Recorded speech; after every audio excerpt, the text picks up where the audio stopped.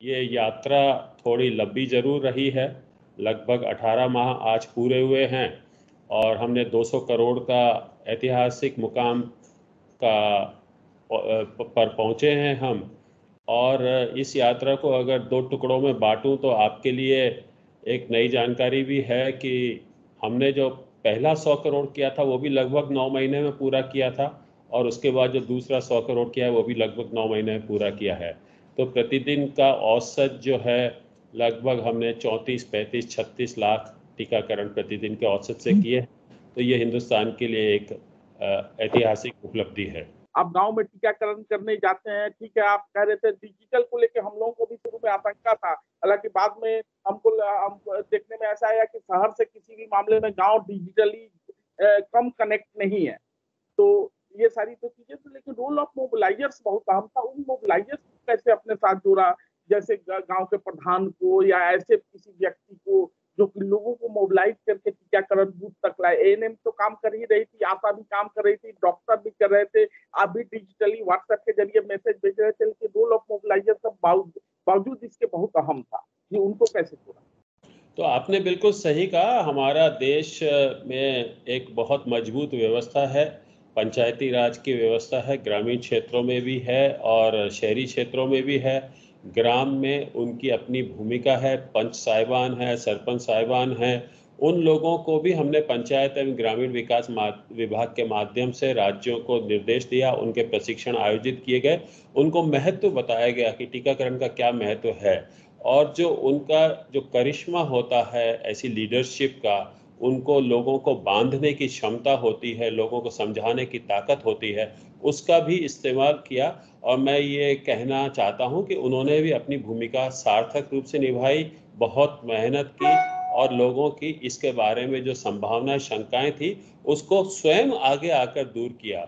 आपको कई ऐसे उदाहरण मिलेंगे जहां पे नेतृत्व ने सबसे पहले टीकाकरण कराया, और जब नेतृत्व पहले टीका कराता है तो लोगों के जो भ्रम हैं वो धीरे धीरे शिथिल होते जाते हैं और उनका आत्मविश्वास जो है वो बढ़ता जाता है।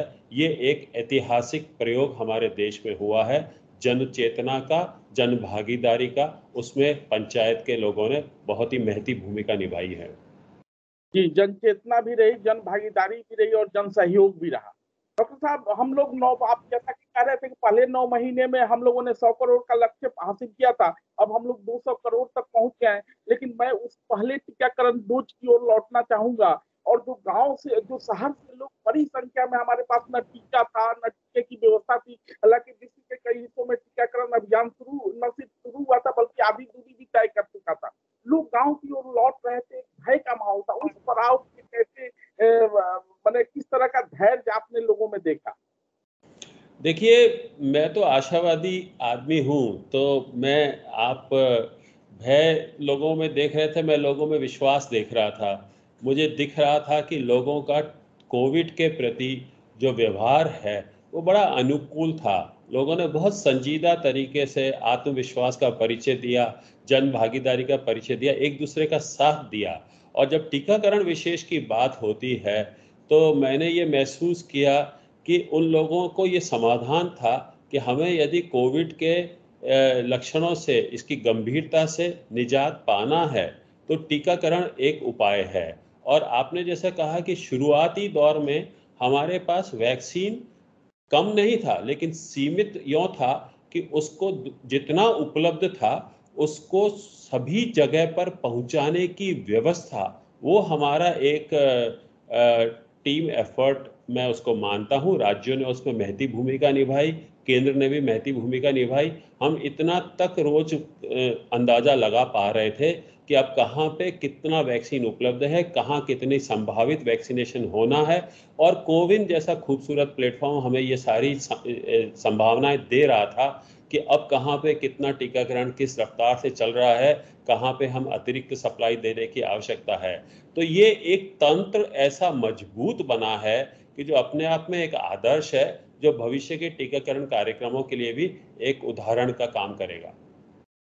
जी, न सिर्फ मंत्रालय में बैठा हुआ अधिकारी और न सिर्फ अस्पताल में बड़े अस्पतालों में बैठा हुआ डॉक्टर, बल्कि गांव के प्राथमिक स्वास्थ्य केंद्र में भी बैठा हुआ डॉक्टर इस बात से पूरी तरह अवगत था कि आज कितना, शाम तक कितना टीकाकरण हुआ, सुबह कितने लोग बूथ पर आए, दोपहर तक कितना पहुंचे। ये बड़ी मैंने रिपोर्टिंग बहुत अच्छी रही डॉक्टर साहब। जी, तो हमने ऐसी व्यवस्था की थी कि एक पारदर्शी तरीके से जितना हम शुरू में व्यवस्थित रूप से हमने दोहरी व्यवस्था से जानकारी लेते थे। एक तो आप जानते हैं कि कोविन पे भी हमारे पास उपलब्ध होता था, लेकिन हम उसको वेरीफाई भी करते थे कि कितना आंकड़ा आज हुआ। और जैसे चुनाव के माहौल में आदमी विश्लेषण करता है, उससे भी बेहतर विश्लेषण मैं कहूँगा हमने किया। तो हमें ये मालूम था कि कहाँ पे कितना वैक्सीन उपलब्ध है, कितना टीकाकरण हुआ है, कहाँ पे हमें और अतिरिक्त प्रयास की ज़रूरत है। कई ऐसे क्षेत्र भी थे जहाँ पे टीका था लेकिन टीकाकरण की रफ्तार नहीं थी। तो आपने देखा होगा कि हमारे माननीय प्रधानमंत्री से लेकर राज्य के मुख्यमंत्री सभी साहिबान ने उन क्षेत्रों पर भी फोकस किया, वहाँ जानने की कोशिश की कि ये वैक्सीन हेजिटेंसी है तो क्यों है। सभी देश के जो नेतृत्व थे उन्होंने अपना रोल बखूबी निभाया और हम जो है उस वैक्सीन हेजिटेंसी को जो है काबू में पा सके और लोगों में एक विश्वास पैदा कर सके कि ये आपके लिए ज़रूरी है। जी, न सिर्फ सरकारी स्तर पे बल्कि गैर सरकारी स्तर पे भी बहुत सारी संस्थाएँ आपके साथ जुड़ी हुई थी, देश की, विदेश की, यूनिसेफ जैसी संस्थाएँ भी आपको सहयोग दे रही थी। इनका सहयोग कितना महत्वपूर्ण था? सभी का सहयोग बहुत महत्वपूर्ण था। आपको मैं बताना चाहता हूँ कि हम ये जो सभी संस्थान हैं जिनका आपने ज़िक्र किया, अंतर्राष्ट्रीय संस्थाएँ हैं, यूनिसेफ है, डब्ल्यूएचओ, गेट्स फाउंडेशन है, मैं नाम लूँगा तो कम पड़ेंगे, केयर है, इन सभी ने हमारे साथ जुड़ के मंत्रालय में, राज्यों में, जिला स्तर पे यूएनडीपी ने एक ऐसा टीम भावना के साथ किया कि दरअसल हम भी मालूम नहीं रहता था कि कौन किस प्रश्न से है। तो ये बहुत बेहतरीन संपन्न हो पाया। और विशेष रूप से मैं उल्लेख करना चाहता हूँ एनजीओज़ का, जो स्टेट में थे, डिस्ट्रिक्ट्स में थे, स्वास्थ्य के क्षेत्र में काम कर रहे थे या स्वास्थ्य के क्षेत्र के अलावा क्षेत्रों में काम कर रहे थे, उन्होंने भी बहुत महती भूमिका इसमें निभाई है। उन्होंने हम सभी को इस यात्रा में पूरा साथ दिया है। मैं कहूँगा कि साथ नहीं दिया है, बल्कि उन्होंने अपने तरफ से इनिशिएटिव लेके हमारे इस अभियान में नेतृत्व भी प्रदान किया है। तो मैं उन सभी का जी, बहुत आभारी हूँ। डॉक्टर साहब हमने बहुत दूरी तय कर ली है। अब इस पड़ाव पे आके ये सवाल उठता ही है कि हम क्या महामारी को पीछे छोड़ चुके हैं? तो मेरा ये कहना है कि टीकाकरण के परिप्रेक्ष्य में महामारी का विश्लेषण किया जाए, तो हमारे देश में ये एक बहुत संतुष्टि का विषय है कि हमारे महामारी का जो हाल ही में जो अनुभव है, वो कम है, प्रकोप कम है और उसका एक बहुत बड़ा कारण जो है, हमारी आबादी को सुरक्षित करने का है टीकाकरण के माध्यम से। तो मैं आशान्वित हूँ और इसीलिए हमने ये अभियान चलाया है कि जो एक्सटेंडेड इम्यूनिटी होती है, जो उनमें प्रतिरोधक क्षमता और थोड़ी-सी ज़रूरत है, क्योंकि आपने देखा होगा कि कई लोगों को सेकंड डोज़ लगवाए काफ़ी समय हो गया था, तो वो प्रतिरोधक क्षमता उस स्तर की बन जाए, जहाँ पे ये आपके प्रश्न का जवाब हो सके, तो हमने वो भी किया है। आप जानते हैं कि ये विज्ञान पर आधारित विषय है, ये एविडेंस पर आधारित विषय है। हमारा एनटैगी है, जो ये तय करता है, उन्होंने तय किया कि हमें टीका सेकंड डोज़ और प्रिकॉशन डोज़ के बीच में अवधि को घटाना चाहिए, 9 महीने से घटा के 6 महीने किया और प्रिकॉशन डोज़ जैसा आप जानते हैं हमने 60 साल से पहले आबादी को मुफ्त किया।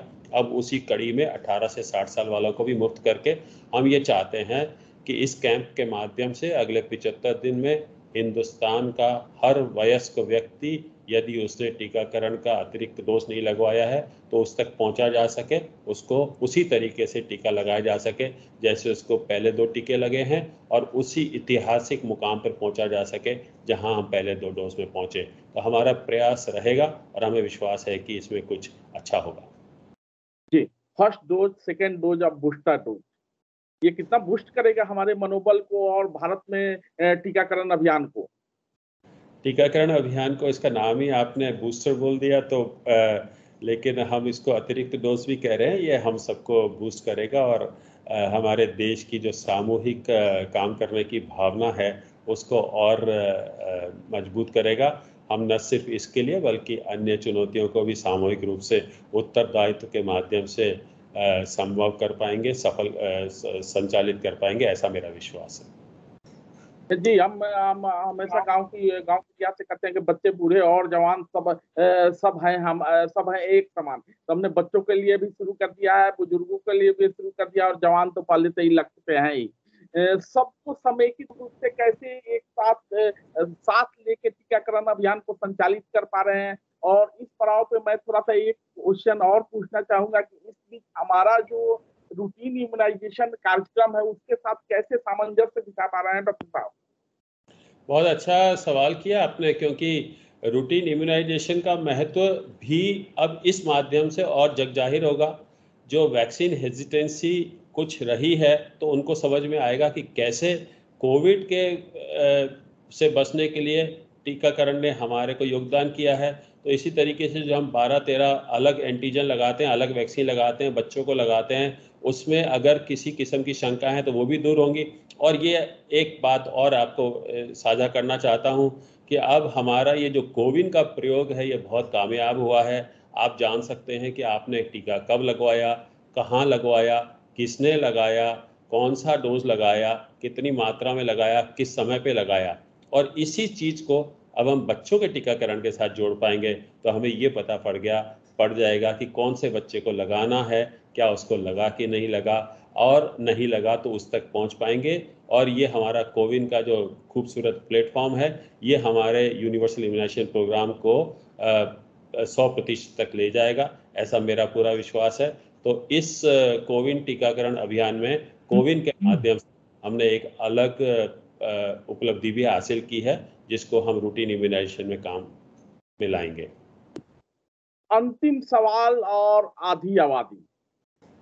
अ, डॉक्टर साहब, स्वाभाविक तौर पे हमारे यहाँ आधी आबादी की भूमिका बहुत बड़ी होती है और किसी भी देश में होती होगी। आधी आबादी को लेकर ये बार-बार एक आशंका जाहिर की गई, खासकर गर्भवती महिलाओं के विषय में आपने उन आशंकाओं को निर्मूल भी किया कि गर्भवती महिलाएँ टीका ले सकती हैं कि नहीं। लेकिन उनका रोल कहीं न कहीं अहम रहा है।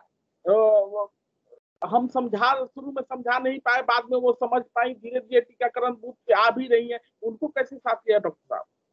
देखिए, मैं तो आधी आबादी का पक्षधर हूँ, क्योंकि जो भी आधी आबादी का नेतृत्व होता है, वो बेहतर होता है, उनको समझ बेहतर होती है, उनकी निर्णय लेने की क्षमता बेहतर होती है, वो ज़्यादा संवेदनशील होते हैं। और आपने इस टीकाकरण में भी देखा कि हमारी इस आधी आबादी ने ही ये सारा काम किया। प्रेरक के रूप में आशाओं ने काम किया, जो उस आधी आबादी का हिस्सा हैं। टीकाकरण में एएनएम्स ने काम किया, जो उस आबादी का हिस्सा हैं। आंगनवाड़ी कार्यकर्ताओं ने काम किया, जो उस आधी आबादी का हिस्सा है। डॉक्टर्स में, नर्सेस में भी अधिसंख्य आबादी जो है, उस आधी आबादी की है। और उस जनता में भी आधी आबादी ने अपने आप को टीका करवाया, तभी जो है आप देखें कि हमारे जो कुल टीकाकरण हुआ है, वो दोनों में बराबर हुआ है। तो श्रेय तो आधी आबादी का ही है, और आधी जी, आबादी के माध्यम से ही हर समस्या का समाधान है, ये मेरा सोच है। जी, जी। जब आधी आबादी पूरी आबादी को बूथ पर लाने में सक्षम हुई, अर्थात मने दोनों पहिए जब समान रूप से चलने शुरू हुए, तभी हमने 200 करोड़ कोरोना टीकाकरण का लक्ष्य प्राप्त किया है। आगे की राह क्या है? आगे की राह सभी टीकाकरण कार्यक्रमों को अच्छे से संचालित करना है। कोविड परिप्रेक्ष्य में हम ये चाहते हैं कि अगले 75 दिन में सभी आबादी को एक अतिरिक्त डोज़ लग जाए। सभी टीकाकरण के माध्यम में हम ये चाह रहे हैं कि सभी बच्चों को, सभी गर्भवती महिलाओं को और वयस्कों को जो भी टीके लगने हैं, वो नियमित रूप से लगते रहें, ताकि उस रोग के प्रति हम प्रतिरक्षण कर सकें। स्वास्थ्य के क्षेत्र में हमारी सोच ये है कि सभी सार्वजनिक राष्ट्रीय कार्यक्रमों को हम उसी तरीके से कर पाएँ, जैसा हमने इस कार्यक्रम को किया है। और हम सब मिलके स्वयंसेवक संगठनों के माध्यम से, अंतर्राष्ट्रीय संगठनों के माध्यम से, स्वास्थ्य के अमले के माध्यम से, अन्य फ्रंटलाइन वर्कर्स के माध्यम से, पंचायती राज के प्रतिनिधियों के माध्यम से, इसी तरीके से, इसी भावना के साथ देश को सेवा करते रहें। एक एक एक एक ऐसी भावना विकसित हो, ये हमारी सोच है, और हमें विश्वास है कि हम कर सकते हैं। जी, बातचीत जब शुरू होती है तो वो खत्म होने का नाम नहीं लेती, लेकिन कहीं न कहीं उसको रोकना पड़ता है। एक छोटा-सा सवाल और सर उसका विस्तृत जवाब चाहूँगा कि बहुत सारे लोग मतलब कि टीकाकरण बूथ पे गए और वो लोगों ने उनको कहा कि ये बीमार हो जाएँगे, बुखार हो जाएगा, ये हो जाएगा, वो हो जाएगा। हमने समय-समय पर उनकी आशंकाओं को निर्मूल करना किया है। लेकिन इस पड़ाव पे भी मैं चाहूँगा चूँकि टीकाकरण अभियान का ये अतिरिक्त डोज़ शुरू हो रहा है, तो उन लोगों से क्या कहना चाहेंगे जो कि टीका लगने के बाद अगर उनको कुछ थोड़ी बहुत बीमारी के का सामना करना पड़ता है या उनके मन में किसी तरह का आशंका होता है, तो उसके लिए क्या कहना चाहेंगे? तो मैं बिल्कुल यही कहना चाह रहा हूँ कि ये अतिरिक्त डोज़ है, ये प्रयोग वही है जो पहले 2 टीकों के साथ हुआ है, तो उसमें भी वो संभावना जो है बहुत-बहुत न्यूनतम है। लाखों में एक आदमी को अगर कुछ एक आध व्यक्ति को कुछ संभावनाएँ होती हैं, लेकिन उसके लिए भी हम सतर्क हैं, हम उसी प्रोटोकॉल के तहत ये टीकाकरण करेंगे। हम एएफआईज़ का उसी प्रकार से मॉनिटरिंग करेंगे, हम डॉक्टर्स के साहिबान की टीम्स को उसी तरीके से तैयार रखेंगे, उसी शिद्दत के साथ काम करेंगे। आपको जितना विश्वास आपने हमारे टीकाकरण कार्यक्रम में दिया है, उस विश्वास को बनाए रखिए। आइए, हम अपने आप को एक अतिरिक्त डोज़ के साथ अतिरिक्त प्रतिरक्षण, अतिरिक्त प्रोटेक्शन दें, यही मैं लोगों देशवासियों के साथ कामना करना चाहता हूँ, निवेदन करना चाहता हूँ, प्रार्थना करना चाहता हूँ। धन्यवाद डॉक्टर साहब। पंचायत धन्यवाद। खबर की ओर से और भारत के साढ़े 8 लाख गाँव की ओर से पंचायत खबर आपको बहुत-बहुत टीकाकरण अभियान की सफलता के लिए बधाई देता है। धन्यवाद।